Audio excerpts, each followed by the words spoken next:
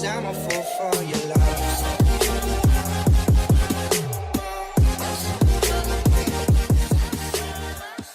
Hey guys, welcome back to Just Baatein. My name is Aswin. We finally have a Saturday episode running. It's our first ever roundtable discussion. Like always, I have Praatibh alongside with me. Praatibh, before I introduce the guest, can you quickly tell us what this roundtable episode entails?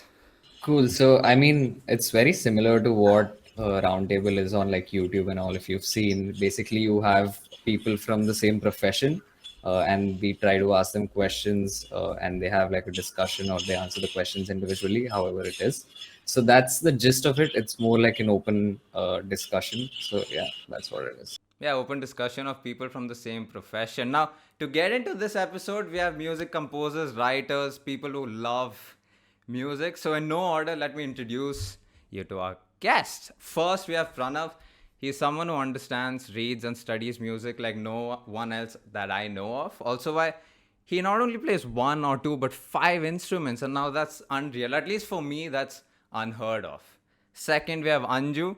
Her relationship with the piano is something us we crave for, except with our partners. And the way she brings out pieces and singles while playing a piano is looks like it's so easy for her, at least from the outside. I mean, to be fair, she also has so many talents, so it might be easy. Next, we have Shehzan. So here's the thing: I know him back from college, and people in college say that he has a voice of an angel, which I completely agree with. He also plays the guitar so elegantly. I mean, to see him pick up music and to start play the guitar with it is so cool. Also, why he's part of a band called Sifarish. He has multiple singles on Spotify, which I'll link in the description below. Also, Anju also has a single, which I'll again put in the description below. Lastly, Erwin, who was not on time, by the way, you should know this on record. I've watched him in school play the piano, play the guitar, but from watching him do that to seeing him grow and become a writer, composer, and one of the youngest talented India's EDM composer, he also has multiple singles. He's worked with so many people. And yeah, I'll also put that in the description below. Check these guys out. They're absolutely brilliant. But hey, thank you guys so much for coming. Thanks for having us. Hey, no problem, man. Thanks for having us. Yeah. Firstly, obviously, I'd like to know all of your first memories of music, or like how you sort of associated with music, or anything that you enjoyed in terms of songs, or instruments even. So I think I'll start with Pranav. Yeah. So I started music when I was 4, and like I learned the keyboard. I started learning the keyboard when I was 5, but when I was 4, I was in Kerala. I don't know. I was randomly traveling there because I'm from Kerala, and you remember those old Nokia phones where Right. those memes which say you can't break those. So those phones basically, if you press a number, it makes a different tone. It's not like the current Right. tone that is there. Right. So at the age of 4, I was just playing around, and I started figuring out numbers to sort of make music. So not normally how you write music, but I started writing it as numbers and then going and giving the paper, and I'll be like, play this, and then a whole song will sort of start coming out. But yeah, first memory was that. Shazan, what about you? What's your first memory? My uh, when my when my grandpa he's a what do I say mouth organ player, so he used to play over here, and then I thought I want to go into music, but then it was very weird for me because I couldn't get the sense of it. And then for the first time I picked up music was when I was in 10th. It was a very stressful period for me, and I still remember I could play only two chords. It was E minor and E major, and only those two chords were making me so happy. So then it continued after that, in after 10th. So yeah, that's how it started. I can't believe it's after 10 seeing you where you've come right now. Man! Anju, what about you? Your first memories that you look back on with music? So I basically got into the whole keyboard and piano thing by mistake. All my friends, we used to go play in the evening, and this one day none of them came out. So I'm like, where are they going? So then one friend was like, that keyboard class you can join. So I joined, and in a day I learned all the chords. And the next week, that day, I learned a song. It was Give Me Some Sunshine. No, Give Me Some Sunshine. Right. Yeah, that's From Right. all. Three Idiots. Yeah, so I learned it in a day, and then the teacher was like, "Whoa!" and I just picked it up from then. And yeah, Damn. All of you guys are almost self-taught. What about Erwin, dude? What about you? I was actually put into keyboard lessons, I think in my fifth grade, and then I went for one lesson. I'm like, I'm done with this. I hate this shit. It was like the most boring thing ever. So I didn't. That's the first time I ever touched an instrument, basically.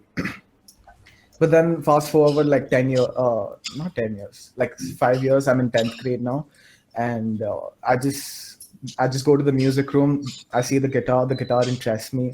I just pick it up, and then I go home, watch tutorials. Come the next day again to the music room, practice. Go home, watch tutorials, and that's how I learned. Yeah, first of all of you gave really interesting answers. Like, I didn't expect you to have learned it this way. So that's really nice. What made you sort of put in the effort and hone your music skills? So so I went for classes for a year. This was in eighth grade, and then it's I just stopped going for classes because I don't know, it was boring. But then later, I'm very bad at giving voice to what I feel. So I Right. just like I can't verbally say what I'm feeling. So I just go play the piano, and since then I was just like, okay, I have to practice. So every time I'm in any mood, I just go play the piano, and whatever I'm feeling just comes out through the song. So that's why I felt like I have to play the piano or keyboard. I think whenever I've had conversations with a lot of musicians, they say the same thing of how they can't really express themselves through words, and that's why they play. Erwin, you said that you went to music room in 10th grade and played the guitar, picked up the guitar. What made you Yeah. continue? Okay. I might have the most vain of all answers among this round table thingy. I actually picked up the guitar to impress a girl. Right. But then I fell in love with the instrument. I fell in love with like, I mean, it got me curious. Like, how do people make songs? It's you hear guitar in a song, but what's the rest? What's the other process? How do you construct something from start to finish and put it out and like make people listen to it? I got into the whole process, and I don't know, that's what kept me going. Yeah, at least you were honest. Can we know the name of the girl? If No. that's possible. Fair enough. Pranav, like I was introducing you, you play an array of instruments. Now you could have just stopped at one, right? So what made you want to explore the other elements and other instruments? I mean, so like I said, I started out with keyboard. In fact, I learned only for like I went to classes only for like 2 months because I was in Kerala only for 2 months, and after that I had to come back. But we had got a keyboard, so I just kept trying different things and practicing. Just because I was one of those hardworking type of guys. So back then it was just really relentless practice until it got to a point where I started actually enjoying uh, playing by myself and improvising and all of that, right? But over the years, I really wanted to sort of compose music, and the whole point is when you're on a keyboard, you aren't really getting. I mean, you're playing the keyboard, but you're playing a different instrument. Like you can put a guitar on it, but you're not playing it in the guitar style because you don't know the guitar style. Right? Right. So the whole exploration phase, and this is where I sort of homeschooled for about 5 years, was where I actually sort of started picking up different instruments to see and understand how you actually play, what the essence of those instruments are, so that I can actually reciprocate it as much as I can on the keyboard, right? So that is basically why I sort of started jumping around, exploring the different instruments. That's damn interesting, dude. I never thought. Oh yeah, that makes so much sense. Now, Shehzan, like I was telling you, do bloody have an angel of a voice. I mean, you could have been successful by just singing, but what made you pick up a guitar and continue doing that and explore that front? So I was a horrible singer in 10th. It was like I didn't have any sense about singing and all of that. So yeah, so 10th May I picked up a guitar and then I learned it from YouTube. Then after learning thoda thoda dheere dheere I started on my own and then I posted some covers this that so people came to me then now on Instagram they recognized me and everything. And then I joined a class. It was called Acoustic Music Community. It was a school of rock music. So over there, they were giving platform to people to perform on the shows and this and that. So from there, it started growing.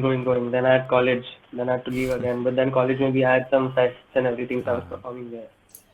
So it started from there, and yeah, it was a smooth journey for me. Yeah. Like I was saying before we started recording, that Shehzan is a superstar back in college just because of how he sings and plays the guitar. Now, sticking with you though, but this question is for all of you, but sticking with him specifically for giving an example. So his first single called Tere Yahan deals with a relationship It's between. Theraya. It's Theraya, not Oh Theraya. shit. Theraya, thanks for that. I was going to say correct me if I'm wrong. But yeah, it deals with the relationship between his son and his father, but he loses his father through suicide. And his second single called Loves, I'm not that bad, I can pronounce that, is about how the person is not with someone he loves, and he wants to be with the person he loves, but he's not. Now, these are extreme emotions, right? And a lot of us specifically me, because at least Praatibh plays the piano, I at least feel that a lot of musicians need to be in the extremes to either pull out a single, write a song, or even play an instrument. So they either need to be very happy or just very sad and in a lot of pain. So Shehzan, what was the motivation behind those two songs and others? Like, when do you get in front of an instrument, or when do you think about a song? So, Theraya, I started writing it in 11th. I had some thing in my mind that, and at that time the suicide rate was at a high point and everything. So I started writing it at that time, but I never thought that I'll convert it into a song and everything. And it was a emotion. It was not about specifically me about suicide and everything like that. It was about creating awareness to lessen the suicide rates and everything. And Loves is a song I made for the people because everybody at a stage of life they like someone, love someone, and this that, and because of something or some other thing, the distance is always there, and it's gonna put you at a place where you don't want to be. But sometimes the distance also creates more love, I guess. So yeah, that was a song for the people. It's called Love. Yeah. Now, Just adding to that yeah, point, go on, go on, go on. because any form of content, for an audience to engage with it, for an audience to like it, share it around, it needs to be relatable. People need to feel something towards it. So I think, Yeah, exactly. yeah, so like as songwriters or musicians in general, we tend to put ourselves in places of extremes, in order to get that sort of authenticity, get that sort of feeling into the song. Because But you know, the moment you're in India, disconnected from your music, it becomes inauthentic. I don't know if you guys agree with that. yeah, it's true. In India, it's like if you heard Tincha Puja or something like that, people tend to get famous like that. No, it's honest because people Yeah. don't recognize the talent like us. They want something funny. They want something to make fun of. They want, ये एक song सुन लिया अच्छा है ये है, and they move on. But something to stick on is something funny for people in India. It's like that. Right. And Yeah. that's the unfortunate bit. Now, Anju, you wrote Avio Thick. I hope that I'm pronouncing that right at this point. These guys, Erwin and Shehzan, they have lyrics in their music. You had an instrumental piece from a piano. How were you feeling when you created that? That was created because I was very, very sad. So, and I don't know why I was sad, so I just put it. It was very weird. But basically, it was for people to feel something. That was the main intention. Yeah, and it was so it's like a combination of every time I'm alone and I'm sad, I listen to what's around me and I make sense of the sounds around me and I put it in the piece. So that's how Aviotic was formed. That's beautiful. A lot of sad people here. Just let me tell you that on record. As much as it's a beautiful story, a lot of sad people here. Pranav, when do you go to your instruments? What kind of a mood are you in when you hit the floor? So, I mean, just before I get there, just to get in on this, I think so. Just like acting has different ways to sort of go about it. There are people like method actors who actually put themselves through the entire process, and which is what I see a majority of the people here have actually sort of gone through the entire thing.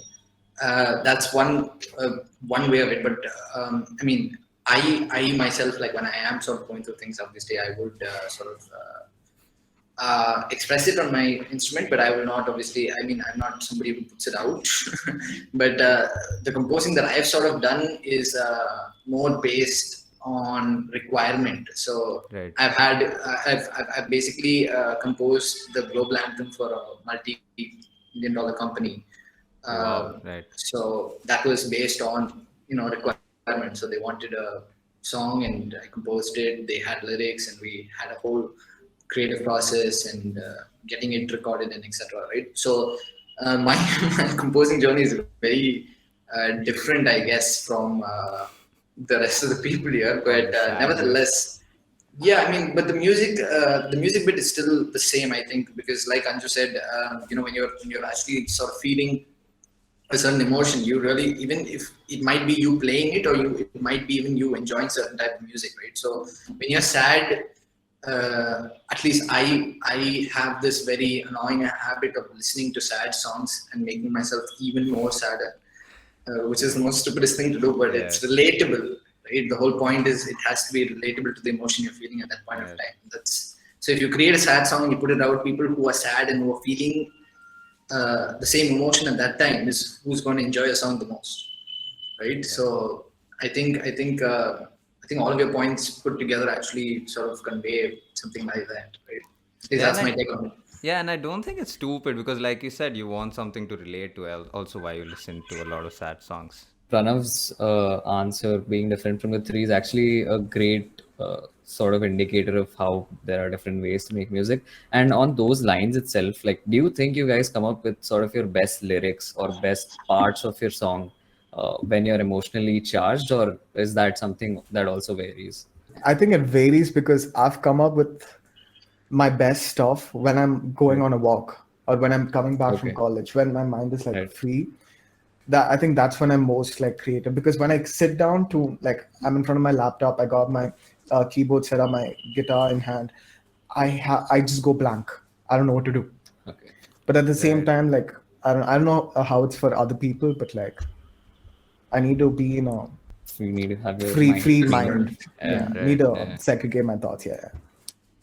Do any of you come up with like good lyrics in the shower? Because I hear lots of people, lots of artists who say that they get their best music when they're taking a dump or something like that.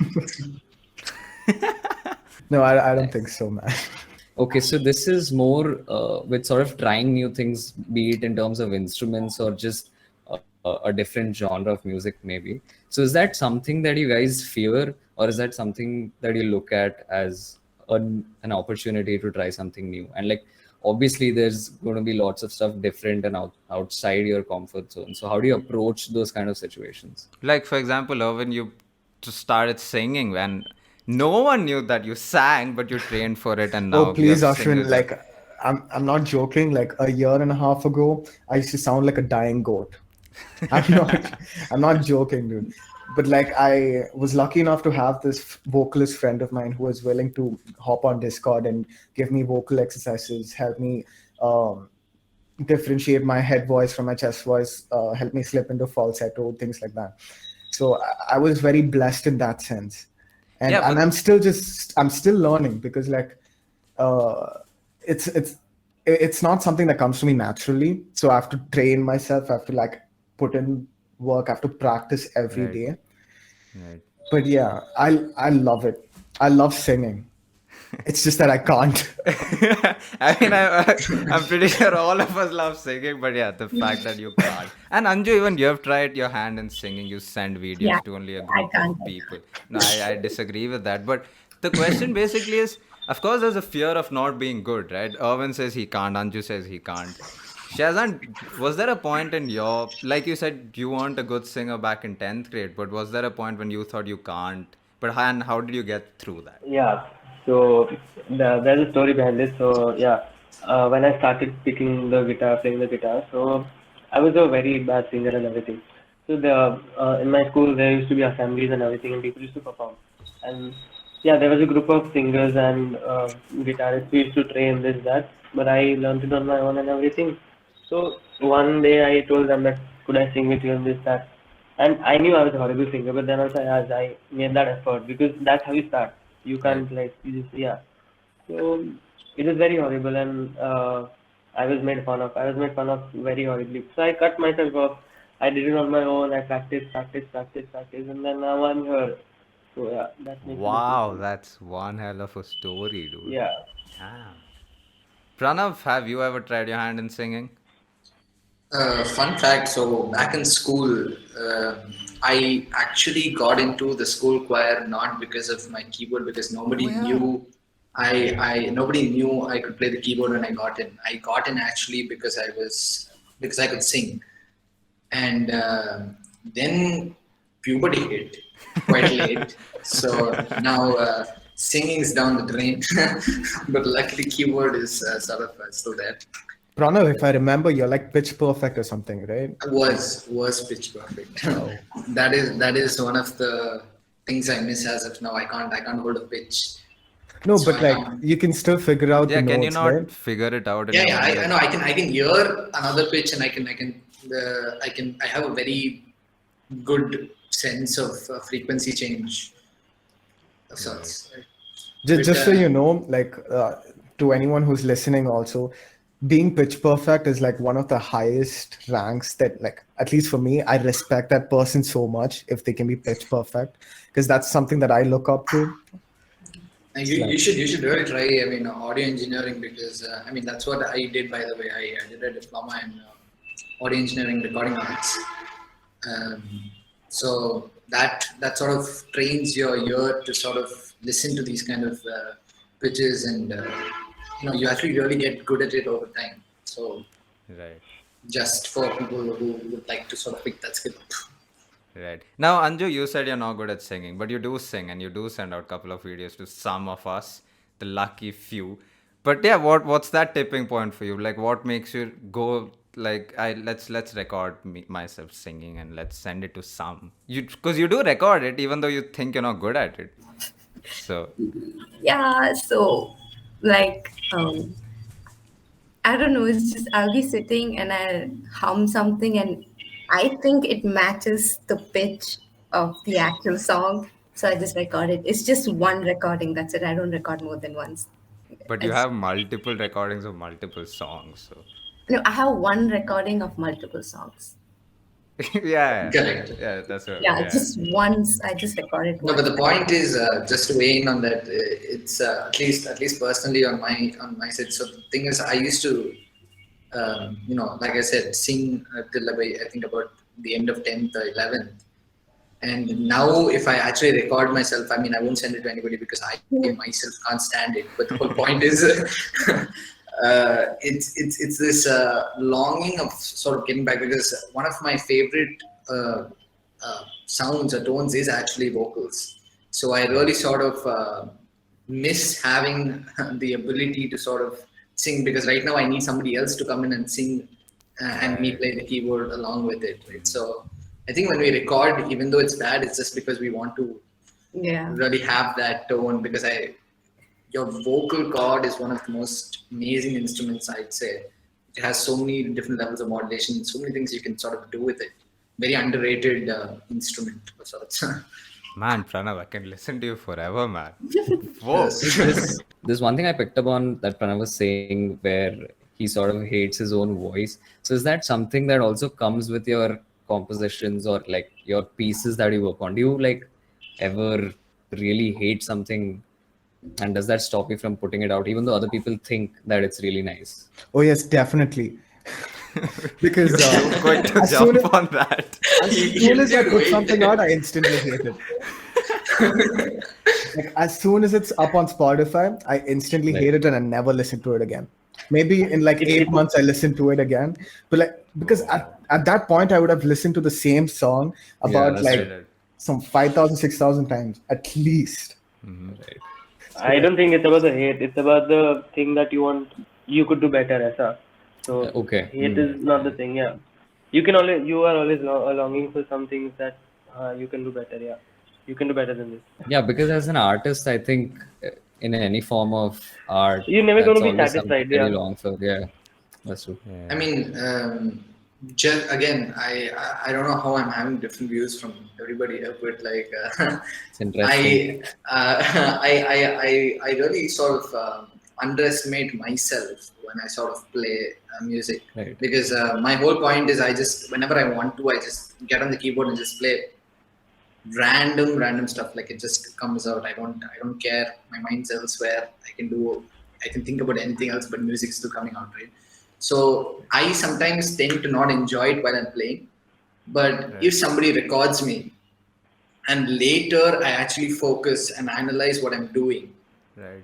I will start enjoying it because I'm like, oh shit, okay, wow, how did I do that? And I wouldn't even have realized I did that while I'm sort of playing. So just because of the fact that I'm not using my brain while I'm playing, it sort of helps me Yeah. enjoy my music later on. Right. Yeah, that Does happens with me too. Sorry. No, go on. It's very Go on. relatable. Does that Do you happen to guys you sing? singers, Erwin, Shehzan? No, it's kind of nauseating, to be honest. It sometimes gets really nauseating to like listen to the track again. Right. But yeah, no. Dude, on those lines itself, do you ever revisit your old pieces and do you try and make that into something new? Like, do you ever Oh do yeah. that? Yeah. I mean, I don't know how to explain further, but that's happened before. I revisit it, but I don't try to make it anything new because I if you listen to something, Right. quite frequently, after a point you get used to it, right? Right. And Yeah. the whole point is I'm like, okay, it sounds good, Don't touch it. Let it be what it is. Right. And then that's how innovations do not happen. Yeah. So This is a good segue to the next question. I was going to ask the process of how you guys do it, but instead I'm going to ask you guys, how do you know when it's good? Like, what's the point when you realize it's good? Because like Erwin said and Pranav said, because you listen to it a lot of times, it sometimes can be monotonous and that's sometimes very simple to can be sort of boring, answer. right? So how do you guys know when it's good, it's ready to release, that you're happy with yourself? See, it's very simple. You don't. You never know. Yeah. I mean, I personally believe a track is never finished. You just put it out. It just gets to a point where it's acceptable for a listener. I mean, But- everybody on this panel is sort of telling the same thing, that when you compose something, you're not going to like it at all. So it's a given that all you have to do is have a target audience and ask them what you think of it constantly through your whole process until they can give in their inputs, and then they'll be like, okay, you know what, I think it looks good. You need to See, if always you- have that. If you take the 'Cause- external help, no, so it'll be like there'll be always something that adds up. Like you can do this, you can do that. So whatever we can do, we know now. Okay, हाँ इतना मैंने किया है, and now I don't need help from anybody else. क्योंकि now if I ask you, Ashwin, I ask you कि इसमें क्या हो सकता है song में और, so you'll be like, you can add this over there, this over there. Okay, you can, yeah, you can get your ideas. So like that, the track will never get completed. And मेरा expectation क्या होगा कि shit मेरे को ये thought क्यों नहीं आया, ये क्यों नहीं आया. So Right. we won't, yeah, exactly.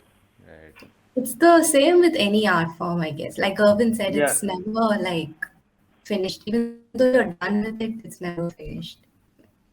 No, like I meant like you can just sit there tweaking that one knob for hours, Yeah, just modulating everything. You can EQ that one snare till it sounds perfect. But then at one point, you just gotta say it's done, send it off for the mastering, and just put it out. Deadlines are very Exactly. helpful with it. Oh yeah, you big people have deadlines and all. Starting off with Erwin, is there one lyrics of your song or one musical piece that you hold on to, like whenever, of your own, by the way, of your own? Yeah. Oh yeah. Okay, so it's this one lyric from "Thinking About You" that I released, I think back in March or April, and it's from the main chorus. It's the starting line because I felt like it's so different that I personally haven't heard it before anywhere else, and it goes along along the lines of, "I know we're best friends, thinking only about the present, but just tell me if what I feel here, it's true. Like it's not something that I made up." It goes along the lines of that, and I just thought it was pretty different Right. from what's usually out there. Right. Is that moment where you know this person for years, but you start feeling differently about them, and you just want to know if they feel the same way. This one's for Anju. Is there any music that you've composed but decided to not release or not go through with it? Is Yeah, there a it's lot of called. music like that? There's a lot, but there's one specific one. I was close to releasing it, but it's called Memories. I composed it for a friend because he passed away.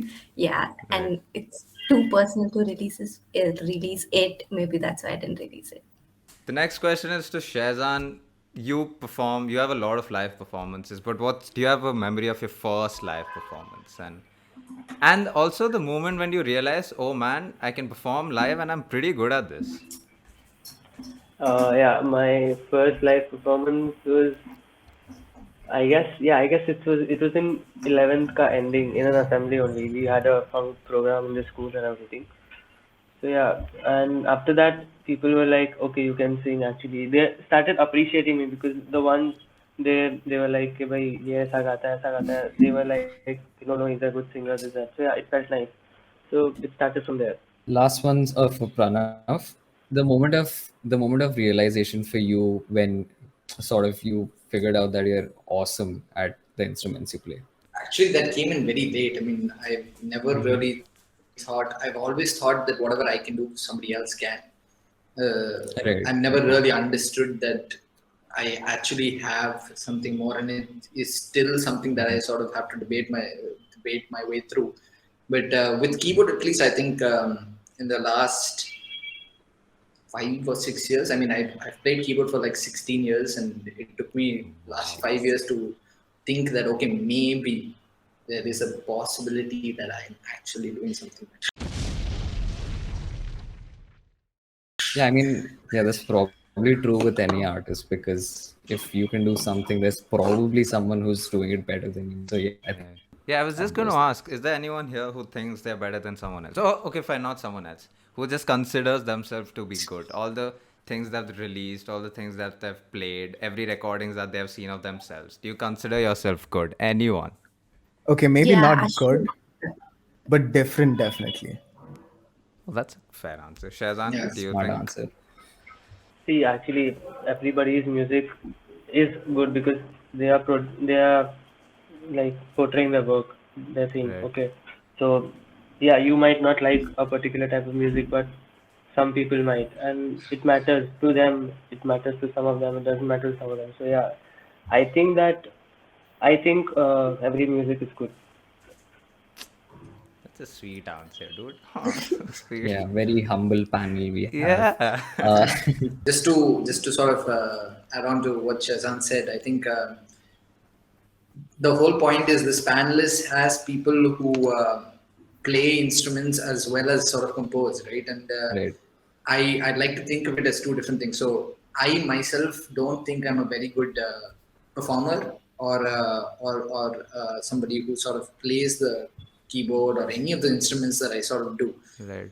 But what I think I am sort of good at is understanding different instruments, understanding different music, and understanding composing, which is Right. not the same as playing and Right. executing, Makes but sense. Yeah. the whole brain part of it.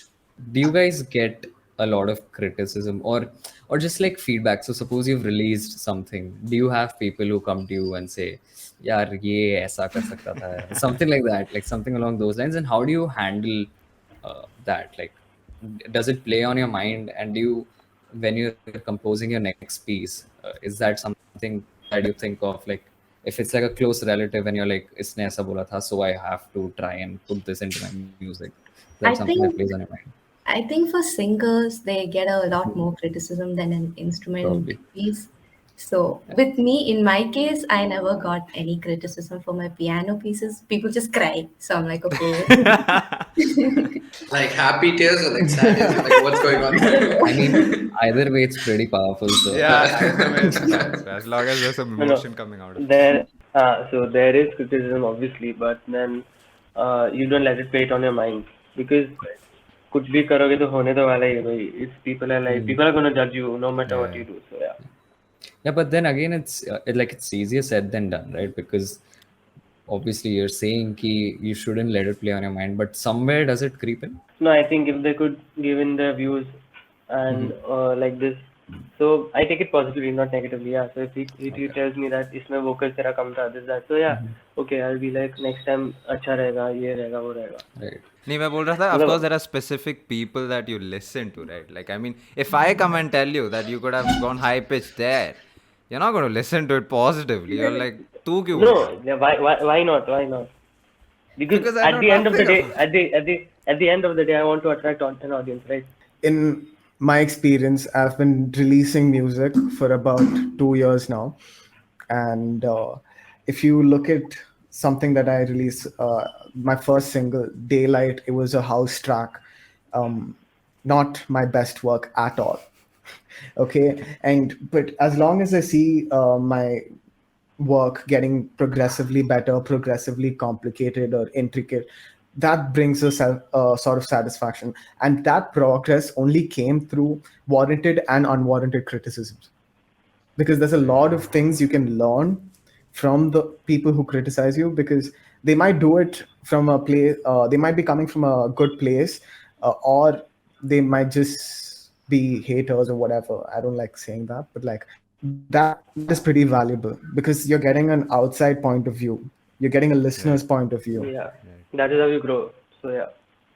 You know you've made it when you can say you have haters, by the way, Owen, so it's a good thing. Yeah, so there's this track we released on 9 July. It was an EP, my band released it. So there's this song called Khafa. It was not doing good, but then recently it just got playlisted in the Rolling Stone India playlist and everything. So now Wow. people, Damn. yeah, so now people started appreciating and everything. So yeah, it's a alternative rock genre, but yeah, it was Damn, good. man. Congratulations on that. That's awesome. Like management or from a work perspective, I can tell you this, that criticism comes in two forms, right? The point is still the same, but the way you communicate it is a very different thing. So you can either say that, you know what, this melody sucks, and I am just as a person who's giving that as a comment, I'm just going to be someone who's venting or somebody who is just trying to say something. I might not be intending to hurt the artist, Right. but I didn't like it, and there's a way to sort of say it, which I didn't sort of think through, right? And that isn't going to help. If I am the artist and I'm getting that kind of feedback, it's not going to help me either. Right. But if they actually came up and said, you know what, the melody wasn't, I felt that it wasn't here because of so and so reason, that feedback is something I can use to sort of work on, because Right. they are sort of giving me the root of the problem, right? And now again, obviously it depends on me whether I'd like to use that feedback or not. But the point is, constructive feedback comes when you actually are pinpointed to the core of the problem and not the symptom of the problem. The symptom is a bad melody, but the core might actually be maybe the genre is not matching, or the instrument Or it's that just is not used. resolving. Correct, right? So it's the feedback that you get actually matters. So when you receive feedback, whether it is something you call as criticism from haters or actual constructive feedback, all that really matters, I feel, is a mindset as to whether that feedback can help you make better music or not. If it can't, it's just out. It doesn't really matter what they say. But if it can, brilliant. I'd definitely work on it the next time. I feel like that what you just said, that works in every aspect of life. Like even being a writer or putting content like this, constructive criticism, and like you said, pointing out on things that can or hopefully improve. That's a brilliant point. Now, Like at the end of the day, you can't satisfy everyone. Not everyone's going to be.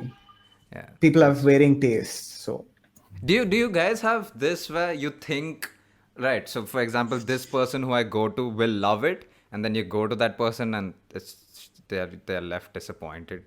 Do you guys have that experience? Yeah, Anju, when did that happen with you? I mean, it's just you go to that person with hopes of making them liking a piece, and then they're like, it's okay. Then you just for a whole month you can Shatter. yeah. Sad songs start playing in your head. So for me, my personal experience, I didn't write rock music. Okay, so one of my friends, he told me to first read the lyrics and then listen to the music. So after that, gradually I started liking. So now even if someone says ये वो rock पूरा ऐसे बजाता रहता है कान में लगता है, I tell them कि भाई पहले lyrics पढ़ो, उसके बाद I guess you will like it, you like the song, the music composition, everything. Right, So yeah, right. that works.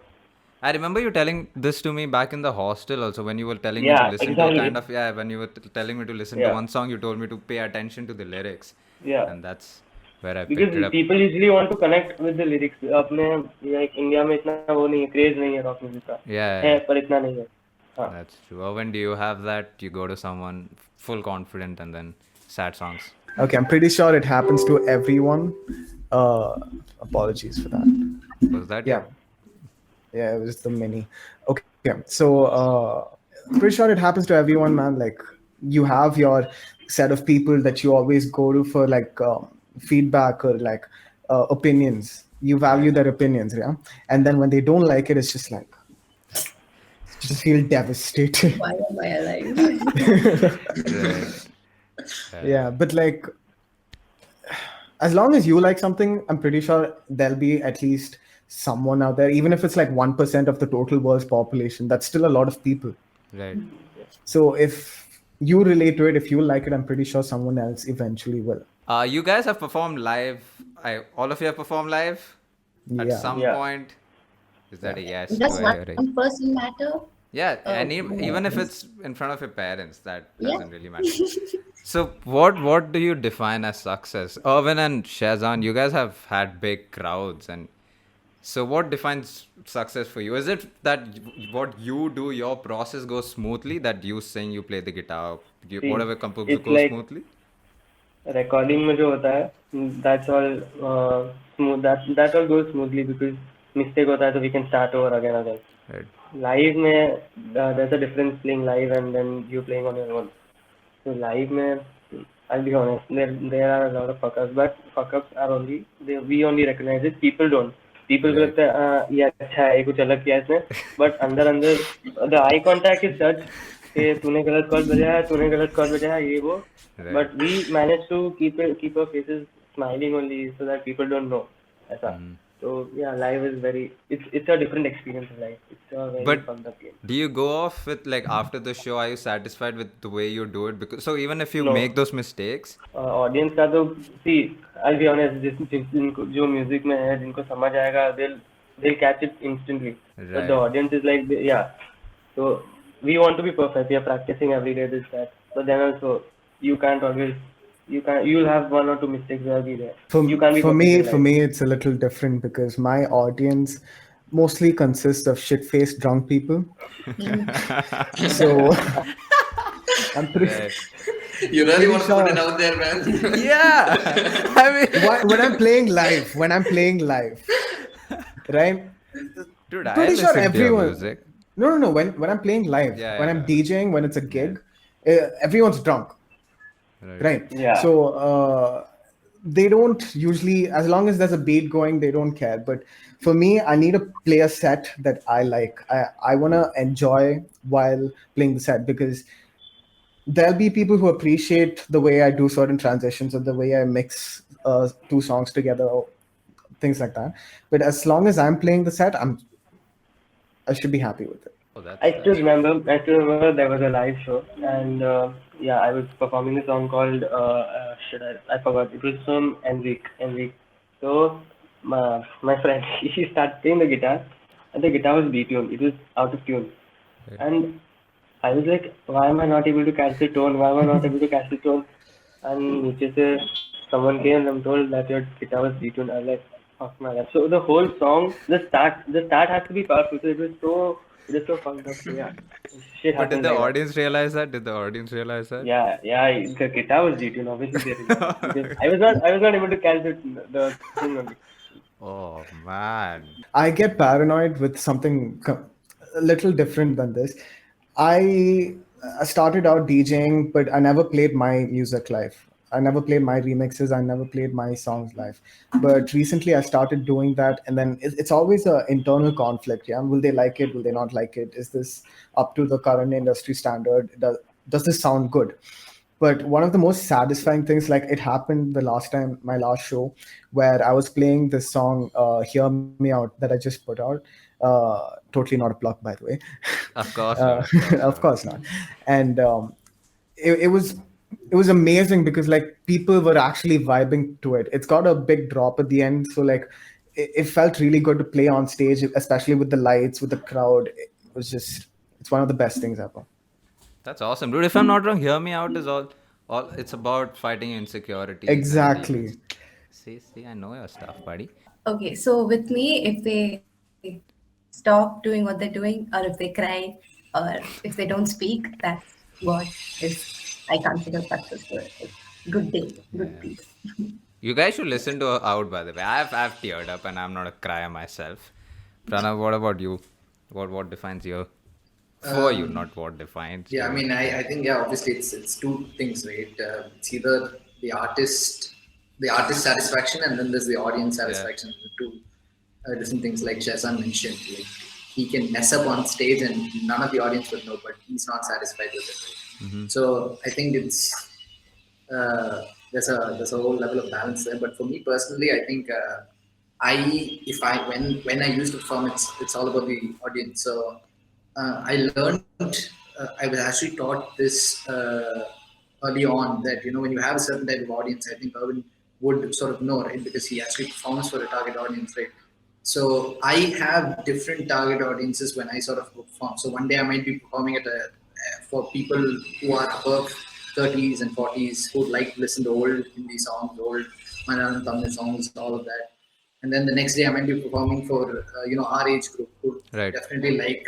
So I'm not sure if you guys remember. I think in I did perform in school once for assembly, and obviously I did like a terrible ass job of it. But I reconstructed the whole. There was an EDM song that I did. I forget the name, but that I did it because the audience is young and they sort of listen to that song. Right, So I right. think for me, it's more about the audience, what they like. I would actually deep dive and study about the audience before I even take up a gig to sort of do it, so that I know I'm tuned, or at least I try to tune myself towards them, because I feel that's what a performance is about. I kind of disagree to Pranav. I can't help but disagree because people, I mean, DJing, if you're an artist, if you call yourself an artist and you're DJing, and like people should come to see you perform. They need to see what you like, uh, what songs that you want to play live. So like Right. I don't know if you guys know, but house music is pretty big in the Bangalore scene. Like everyone either likes Bollywood, techno, or house, right? Right. But I prefer playing dubstep and trap on stage. And like I have to ease them into it. I have to ease my set slowly so that it's not jarring all of a sudden. Like people shouldn't be like, "What's actually playing? I don't know how to dance to this." So I think it's more about your skill and how you control the crowd, how Right. you get the crowd on your side. Right. No, so the difference between then Erwin and me would be that I would continue to just, if and when I am performing, I would just be a performer, while he's actually sort of building a brand for himself and actually growing Right, right. up, right? So I wouldn't, unless I do what he does, I might not actually grow up in the industry. I may just please a lot of people, but I'm okay with that because I'm not a performer. So, Right, right. but the point is that makes sense because yeah, that will help him in growth. I feel as an artist. Does that frustrate you, Arvind, though? Like, Yeah, what the thing? It frustrates me. So like, when promoters call me for a gig or something, like they tell me you have to play house, you have to play Bollywood, or you have to play techno, like whatever, and it kind of kills me inside when I do. It's like I right, die a little inside. It's like this is not my music. This is not right. because I have my own mixes. I have my own edits, and that's what I want to play live because they're coming to see me perform. They're coming to see. They're not coming. I don't want people to come to a gig to just like random songs. Yeah. Mm-hmm. I just like curating my mixes. That's something I really enjoy. Right. So I die a little inside every time. The promoters are like, gotta play Bollywood, dude. Yeah, a lot of people I know go to party just to listen to Bollywood music. It's so sad. Now, the last question we were going to skip this, but I'm very curious to know because Shehzan also talked about playing in a band and stuff. Erwin's, you've worked with people, and of course, I'm sure you guys have performed with others too. How is it that you keep, especially in a band, how is it that you keep your individuality? Like, I want to do this, but I also have to listen to others because we are a band. How does that work? See, that's on the understanding of the each and every member. So in my band, I'll be honest, I listen to ekdam pop songs. My one of my friend, he listens to ekdam metallic AC/DC. One listens to all the harmonies of that. I forgot his name. What's his name? Shit, Jacob Collier. And one listens to one more band. I don't know the band name. So I guess that's what makes a band more what do you say unique, Dynamic. because unique because सब जगह से सबके views आ रहे हैं, ठीक है. Uh-huh. Now if you listen to a song, खफा खफा या फिर हम we did three songs, खफा, सरफिरे and वादे.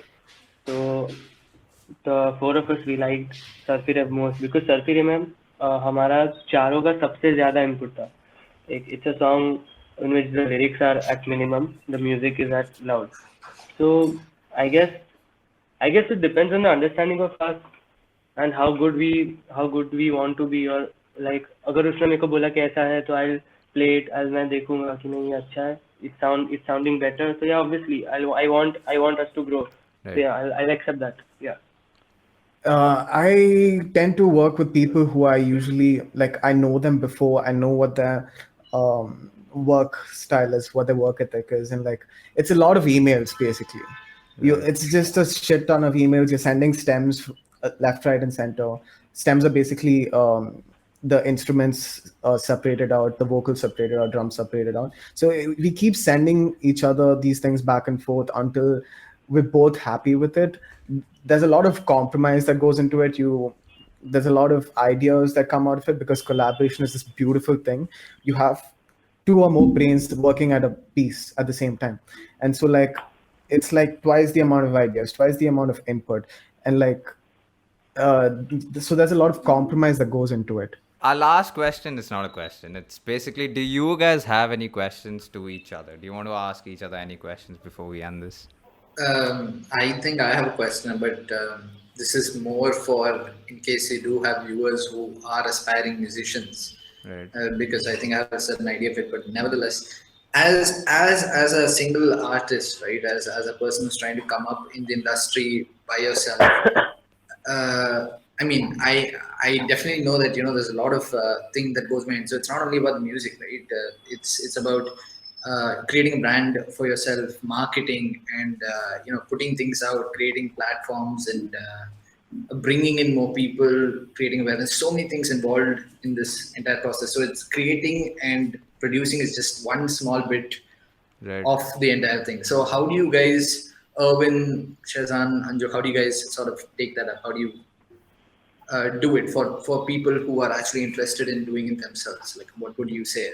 For me, it's like there's a feature on Instagram. I used it recently for my latest single, Love. So Instagram helps us promote and everything, but yeah, it was shitty because the people who don't use Spotify and everything, yeah, they were liking the post and everything, yeah. So I had to release it on YouTube because most of the people don't have Spotify, Savan, JioSavan and everything. So this time I released it on YouTube, Spotify and everywhere. So I think I've got a pretty good response than the last time Right. through the promotion and stuff. And obviously there's WhatsApp, so you could send it on the broadcast list and everything. Yeah. I just wanted to add in like marketing is the hardest part Yeah. of Yeah. being a musician because it's a necessity. You have to do it now because there are I'm pretty sure there are thousands of musicians just in Bangalore who want to be seen, who want to be heard, right? And so you gotta, it's not a competition, but you want to distinguish yourself from the You want to rest. stand out, yeah. Exactly. And like, therefore, your marketing needs to be on point. And I'm no one to speak because I have shitty marketing. I'm still learning. I'm trying to read up and like get better at it. But Instagram is this tool that it's like a boon and a curse, right? If you want to get big through Instagram, you got to either shove some money into it or you got to be really lucky to go viral. Yeah. because paid promotions, their Facebook ads, all of that, they count. And it's, I speak from personal experience because my first single, Accelerate with Anonymous, we had to like market the shit out of it. We did all this Facebook promotions, and we ended up getting a considerably huge amount of streams, especially on Spotify. Right. And that's the sad reality of it. And also in Bangalore, I think it's all about the hype. If you have a lot of friends in the same industry and a Oh lot of yeah, followers, and if you have a good video for it, then you're Yeah. sorted. there's a lot of internal politics as well. Yeah, yeah. Yeah. That's everywhere, Even, man. well, like you were saying that market is essential for you, but you're struggling with it. We are an epitome of showing how much we're struggling with it. We've been going over a year and we're still struggling with marketing. But yes, this is the last question. It's been so long. First of all, thank you so much for staying here. But the last question, nothing related to music. This is how we've ended podcasts with guests, and this is how we have decided to end the podcasts. These podcasts. Are you a tea or a coffee person? You gotta Are you choose. gonna give us some? No. That's the right question. That's the right question. I mean, if you guys were here, I would have given you some. I I'm mean, here. you're here, yeah. So, but yeah, are you a tea or a coffee person? I guess both. No, you It's gotta hard to choose. choose, man. You gotta choose. Depends on the place, man. You really Jesus Yeah. Christ, man. Yes. Just- Subah chai, raat ko coffee, something like that. Nice. like if you're on the highway, it's coffee. If you're on in Chennai roads, it's tea. And if it's Yeah. raining, it's tea. If you want to wake up, it's coffee. It depends on a lot of things. Out of The all Mallu and me is Yeah. just gonna go say tea, bro. Yeah. I'm Thank gonna you. go for tea. Thanks, one. man. Thank What you. about when you're making music? Yeah, Is there a but- preference? yeah. What about you when you're making music? Why is tea and coffee the only options when we're making music? Come on. No, because that's Anything. because We have a lot after of all, yeah. So, yeah, what do you guys drink while making music? Now I'm curious. What Do you guys drink while making music? No, we don't. I mean, I don't drink. Sure, you don't. Actually, the time goes so fast. No, it's like 5 घंटा ऐसे निकल जाएगा पता भी नहीं चलेगा. Oh my god, it's been a long time. First of all, thank you guys so much for coming. It's been an hour and 20 minutes. For Erwin, it's only been an hour because he came. But like I said, thank you guys so much for coming. I hope you guys learned something from this. These guys are absolute geniuses. I mean, 1 hour of just talking to them about music, I can do that forever. By the way, you should know, all of these guys have a significance with our podcast. I wanted this to be till the end. Praatibh doesn't know this, but if it wasn't for Pranav, this podcast wouldn't be. Because the week before I actually spoke to Praatibh about the podcast, I had a long conversation about him, and it's Pranav who made me go through with it. Anju, so for those listeners listening, the intro you just listened is by Anju. Erwin is the first cancelled episode. I mean, we couldn't do anything about it. We recorded an episode with him on Jan 1st, but we lost a lot of. But what a day, bro. That was a a good day. day. That was a good day. January 1st. It was a New Year's. We spent the New Year's recording. And yeah. And Shehzan was actually the first guest, the first official guest I went to. But for some odd reason, it didn't work with the timings. And then we had to move on. But I also asked him for this episode specifically.